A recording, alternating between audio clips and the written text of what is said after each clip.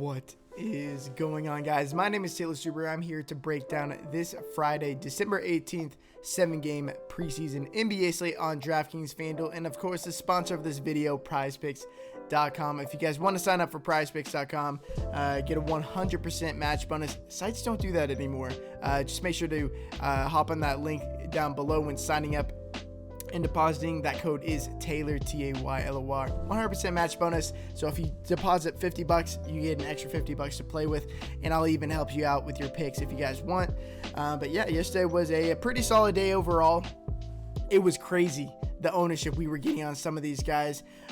In the Discord, we were finding a lot of news that I don't think other people and providers and content creators were really finding. We knew that LaMelo Ball was going to be the main guy when he was on the court. We knew already that he was the team leading guy in terms of usage. And then when he was on the court, we saw that the coach wanted to run him next to Devontae Graham, with LaMelo Ball playing on ball and Graham off ball. So we absolutely locked him in. He scored over 30 fantasy points at sub 10% ownership. When I saw the slate lock and he was like 5%, it was crazy. And he absolutely smashed in that time that he was out there on the court, played about 25 minutes. We knew he is an amazing fantasy player. So whenever he gets opportunities, just keep in mind that he's going to be great. But again, guys, if you guys want to enter that giveaway for a free $25 via PayPal, Venmo, Cash App, whatever it may be, all you have to do is like this video, subscribe, and comment below with your favorite play of the day. And as always, guys, make sure to join that Discord, especially when it comes to preseason. All the news will be in there. I'm dropping my player pool, my team by team notes, my prize picks, what I'm doing on FanDuel, and I will alert you when I'm going live on twitch.tv/TaylorStuber. The link is in the description for that Discord. Make sure to join it. It's very, very important, or it'll go in this ticker up above me. But yeah, I will be live streaming an hour before lock at 5 p.m. Central Time. And remember, guys, all this content is completely free, so take advantage of it. I truly believe that I can help you guys become profitable players. We've been very, very profitable since the preseason has begun, and today should be no different. So let's just get right into it.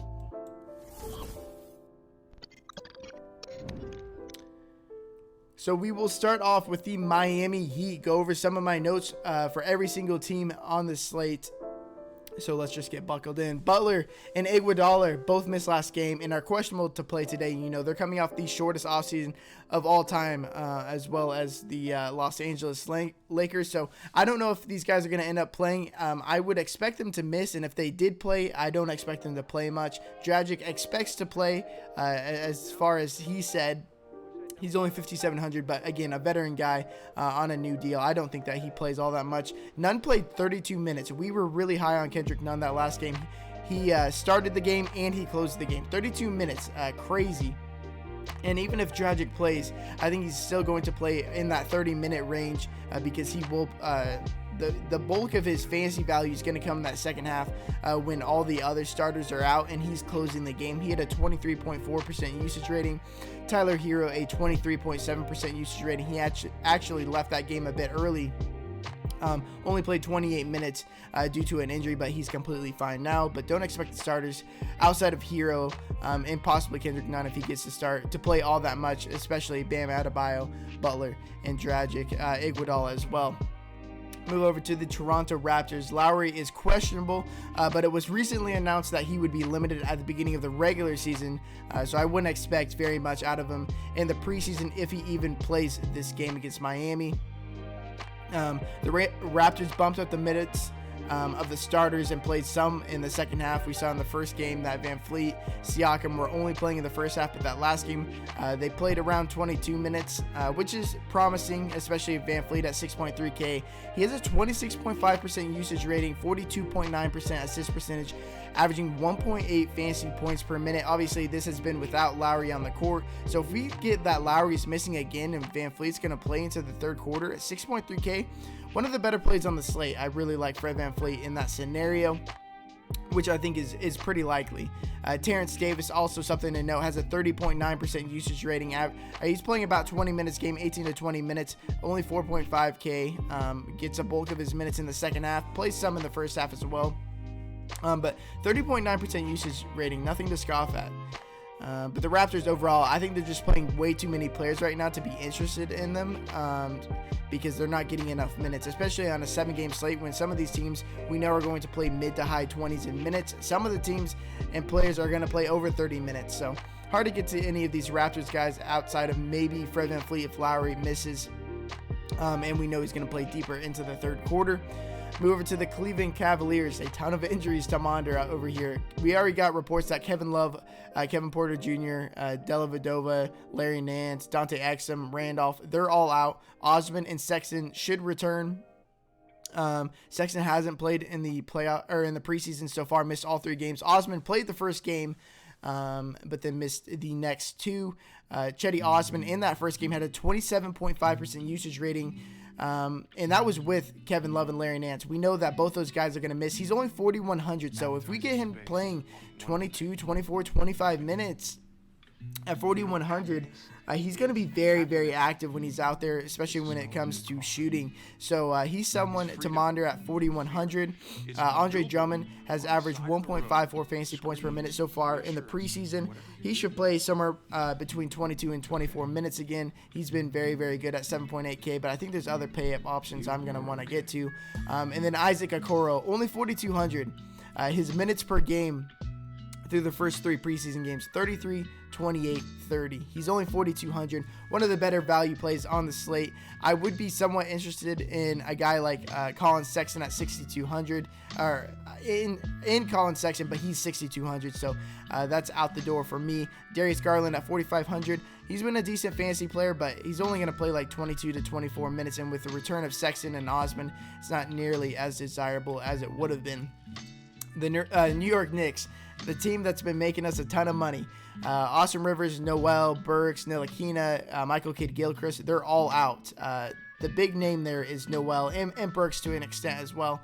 But the starters remain playing around 30 minutes or even more, especially those guys like RJ Barrett and Julius Randle. Those are pretty safe to assume that they're going to play at least 30 minutes. Randle only played 29 minutes last game out, but I would expect nothing less. But yeah, Randle, Barrett, Robinson, they're way too cheap. Barrett and Randle lead the team in usage with a 25.6% usage rating and a 25.1% usage rating for Julius Randle.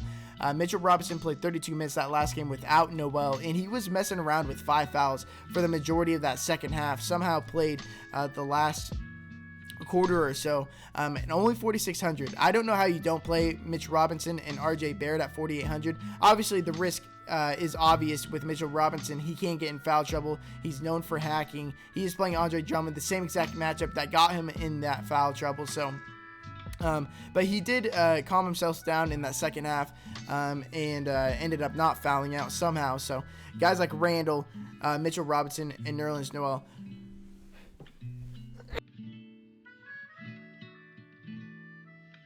And Mitchell Robinson, not Nerlens Noel. Very good plays on this slate. Move over to the third game of the slate. The Brooklyn Nets, I'm not that interested. LeVert is returning. We don't know on Durant and Irving's minutes. Irving only played the first half. Durant played 24 minutes. Played in the second half, 31.9% usage rating for him. I think he's a fine play. Dinwiddie played 24 minutes and it was only 4,900. I think he's worth a look. About a fantasy point per minute player, I would assume, with all of these guys. The return of LeVert could cut into the minutes because I don't think Dinwiddie's going to be playing in the fourth quarter all that much. And then Boston Celtics is pretty much the same thing, where I'm not that interested in. Kemba Walker, Tristan Thompson, Langford are all out. Tice is returning. Minutes are too spread out to be interested. They just played a plethora of guys, 10 plus minutes, and I would expect the same this game. One guy I am somewhat interested in GPPs is the rookie Payton Pritchard. Played 21 minutes off the bench with a 27.9% usage rating. He's only 4.4K point guard eligible only, so he's someone worth throwing into your player pool if you're multi-entering. The Milwaukee Bucks, Antetokounmpo, Holiday, and Middleton continue to play high 20s minutes. They were nearing 30 minutes for guys like Chris Middleton at 6.6K. But in my opinion, there's too many values on the slate to not play Giannis, because if he's going to play 27 minutes, last year he was about a 2 fantasy point per minute player. He's the best fantasy player in the league. And so if he's given any minutes at all in that 27 to 30 minute range, you have to play him even at 9.6K. He has a 40.9% usage rating, and he's underwhelming at a 1.7 fantasy point per minute so far in this preseason, but he should revert somewhere back to that 2 fantasy point range when it comes to regular season, or even in this game against a fast-paced New Orleans team. It should be a good time for Giannis Antetokounmpo. Bobby Portis is backing up both Giannis and Brook Lopez, with the departure of Ersan Ilyasova and Robin Lopez. He has a 27.7% usage rating, averaging 1.2 fantasy points per minute. He was kind of a disappointment that last game out, but they lowered his price to 4.6K. So expect a bounce back game for him. I think some people got burnt by him last time. I'm going to go back to the well with him a lot in my GPPs. 4.6K, way too cheap for Bobby Portis. The New Orleans Pelicans, this was the team that you had to be on to win last time out. Bledsoe and Redick are returning, though, so that's going to cut into the minutes of Ball, Josh Hart, and Nickeil Alexander-Walker.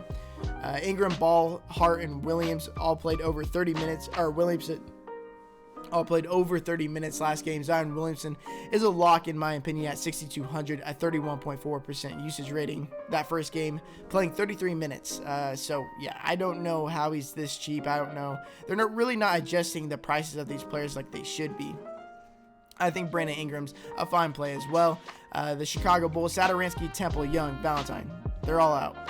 White continues to play high 20s minutes. We saw it the other day. He played 32 minutes. Levine's playing about 24-25 minutes a game. Not nearly as young as White coming into his second year. White has a higher usage and assist percentage than Levine, as well as playing more minutes. I know a lot of you guys got scared about that first quarter of Zach LaVine when we played Kobe White, but at the end of the day, White ended up playing more minutes and completely matched Zach LaVine. Kobe White's a good play in his own right, and so is Zach LaVine, but I prefer the savings on Kobe White. Considering like I just said, he has a higher usage, assist percentage, and is playing more minutes. The Oklahoma City Thunder. So we ended up getting off all of these guys like Shai Gilgeous-Alexander last time. It was just too sketchy. The uncertainty of it was very, very sketchy. And so we ended up getting off of SGA and moving over to Jamal Murray for a cheaper price tag. And Murray, of course, played the second half, scored about 10 more fantasy points than him. And that's what pushed a lot of us over the edge. And we were nearing takedowns because of that pivot. So another reason why the Discord's so important. But we get Jeremy, Miller, they're both out. Ariza's still questionable. But the starters overall just have yet to play in the second half. Al Horford was an absolute monster when he's out there, had a 30% usage rating, only 4.8K. So if we get news that these Oklahoma City Thunder guys are going to play in the second half at all, SGA, Darius Bazley, Al Horford will all be like the best plays on the slate, as well as those cheap New York Knicks guys with like Zion Williamson, Giannis Antetokounmpo. The lineups are already building themselves. Especially if OKC is playing those guys in the second half. But Pokusevski and Maledon off the bench are extremely, extremely active. They're only 4.3K and 4.2K, so Maledon played 30 minutes last game. So if we get news that the Thunder are going to continue to only play these guys in the first half, I'm going to want to have some Poku, some Maledon at those cheap price tags in deeper GPP plays. And they're going to be very, very low owned again.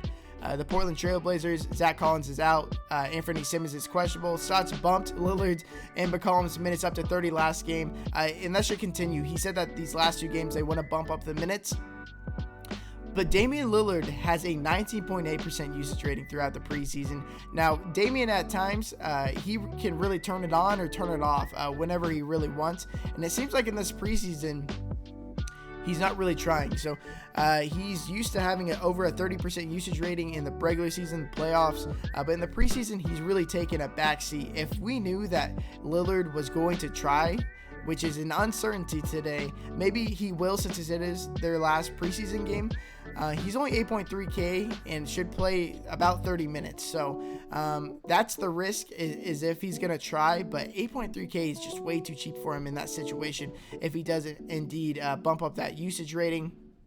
But they did tighten up that rotation. Nurkic continues to be on a limit. And so we said last time, that's why we got off Harry Giles, is because they tightened the rotation, and we were going to see more of a guy like Enes Kanter, who played 24 minutes. He's well over a fantasy point per minute guy. So if Kanter is going to play that 22 to 24 minute range at 4.3K, it's hard for me to look away from him. He's going to be one of my core plays today for the most part. Maybe not in my main lineup, but we'll see as the day goes on. Of course, the preseason, there's a ton of news breaking throughout the day, but 4.3K is very, very cheap price tag for Enes Kanter. Move over to the Denver Nuggets. The starters should continue to play mid-20s minutes. Nikola Jokic, I think he's a pretty good play today. He's averaged 1.8 fantasy points per minute so far this preseason. And then Jamal Murray, they keep lowering his price despite him playing 25-26 minutes a game. 5.6K. I think that's way too cheap for Jamal Murray. One of the better plays on the slate. Very, very good cash play. Now, the Los Angeles Lakers is probably the team we need to monitor the most today, but I'm pretty sure we will get that news pretty early on in the day, despite them being the last game on the slate. Schroeder, Caldwell Pope, and Caruso are all questionable. That's very important for Talon Horton Tucker, Kuzma, all those guys. But LeBron and Anthony Davis only played the first half last game, and I would expect the same. I don't think that they're taking any risks in the preseason. I think they played the first half only. Horton Tucker is a smash play if they do only play the first half, and a couple of those questionable guys like Schroeder and KCP especially missed tonight. THT's average 1.32 fantasy points per minute. Should play mid-20s minutes if the situation is similar to last time out. And they lowered his price to only 4.5K. We played him at 5.5K last time, so if he's 4.5K and the situation is similar to last, I'm going to want him again. And then Montrezl Harrell's averaging 1.2 fantasy points per minute. Should play 22 to 24 minutes, backing up Marc Gasol. Marc Gasol isn't going to see any run in that fourth quarter. It's going to be all Montrezl Harrell, and then eventually K-Cox is going to come in for the last minute or two. So Montrezl Harrell's a pretty decent play at 6.4K, more of a GPP play. And then Kyle Kuzma should continue to play over 30 minutes again. He's starting the game. He's closing the game. He's young enough to get those minutes. So if he's going to continue to play over 30 minutes, he's one of the better plays in that 5.8K range. Like Kyle Kuzma quite a bit. And then, yeah, again, just to reiterate, we need to monitor the situation of AD and LeBron today. And then move over to the last game, or the last team of the slate, the Phoenix Suns. Sarge is out. Nader's questionable. Cam Johnson's returning. The starters should play mid-20s minutes, 25-26 minutes. I'm not really interested in any of them except DeAndre Ayton at 6.9K. I think that's just a bit too cheap for him, considering he's going to play that 25 minutes. Should have his way in the second half, especially against Montrezl Harrell for the most part. So that's it for this video. Make sure to join the Discord if you guys haven't already.